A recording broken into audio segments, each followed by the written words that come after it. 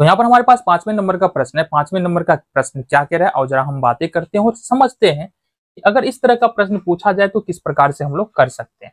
प्रश्न है निम्नलिखित बहुपदों का शून्यक निकाले। बेसिकली यहाँ पर जितने भी बहुपद है वो बेसिकली जो है ना एक घात में बहुपद मिलने वाला है ना। एक घात वाले बहुपदों का शून्यक हम लोग कैसे निकाल सकते हैं और जरा इसके बारे में बात कर ले। सपोज हमारे पास कोई पोलिनोमियल है, कोई बहुपद है, ठीक है। एक घात में जो बहुपद होता है उसका सामान्य रूप होता है ax प्लस बी, ठीक है। अब इसका जो हमको मान लो कि शून्यक निकालना है तो कैसे निकालेंगे? सिंपली क्या करेंगे, ax प्लस बी बराबर हमको लिखना है 0। अब हमको पता है a और b क्या है, अचर है। a और b क्या है, हमारा अचर है। तो सबसे पहले चर और अचर को अलग करते हैं और रूल हमारा क्या रहता है कि अगर b को उठाकर अगर दूसरी तरफ ले जाएंगे ना तो ये प्लस में है तो इधर जाके माइनस होगा। तो सिंपली ax बराबर यहाँ पर b को उठाकर इधर ले जाएंगे तो माइनस हो जाएगा। अब a और x यहाँ भी चर अचर है, a अचर है और x चर है। चर अचर को अलग करना है तो ये गुना में अगर मान लो है तो अगर x को ले जाएंगे तो भी और a को ले जाएंगे तो भी, है ना, ये क्या होगा दूसरी तरफ जाके भागा में हो जाएगा। तो हमको अचर को अचर की तरफ ले चलना है। तो x बराबर यहाँ पर क्या हो जाएगा माइनस बी और a को अगर उठाकर उधर ले जाते हैं तो क्या हो जाएगा a।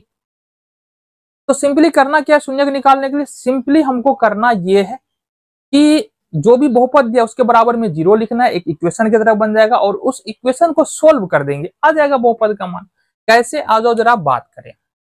तो सिंपली यहाँ पर f ऑफ x बराबर दिया x माइनस 5, तो सिंपली हमको लिखना क्या है x माइनस 5 बराबर 0।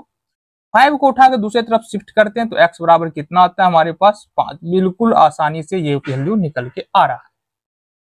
यहाँ पर दिया 2x प्लस 5, इसके बराबर में लिखेंगे 0। 5 को दूसरी तरफ उठा के ले जाएंगे, 5 प्लस में इधर आने के बाद माइनस हो जाएगा तो 2x बराबर हो जाएगा माइनस का 5। हमने कहा ये दोनों गुना में है, अगर 2 को उठा के इधर ले जाते हैं तो ये 5 के भाग में हो जाएगा। तो x बराबर माइनस का 5 बट्टे में 2। अब समझो सिंपली क्या करना है, यहाँ पर 2x दिया है तो 2x बराबर अपने को लिखना है 0, ठीक है, 0 हो गया। अब ये दोनों गुना में है, अगर x बराबर लिखे तो ये अचर है तो अचर को अचर वाले की तरफ ले जाएंगे, x बराबर 0 और ये चला जाएगा इधर जाकर बट्टे में 2 और 0 में किसी भी संख्या से भाग दे लो कितना आएगा 0। क्लियर है बात? तो बहुत ज्यादा मुश्किल है ही नहीं, बिल्कुल आसान सवाल है। पीछे के क्लास में हमने इस तरह का कैलकुलेशन सीखा है। अगला जो प्रश्न है हमारे पास cx प्लस डी है।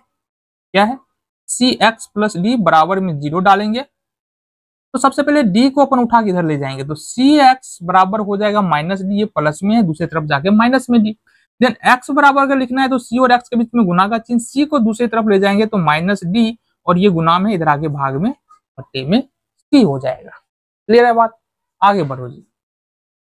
अगला प्रश्न है ax और ax के बराबर रखेंगे 0। x बराबर चूंकि ये दोनों गुना में है तो 0 और बट्टे में a, तो ये हो गया हमारा 0। क्लियर है बात? तो इस तरह से हमने क्या किया, बिल्कुल आसानी के साथ जितने भी प्रश्न थे उसको सॉल्व कर लिया।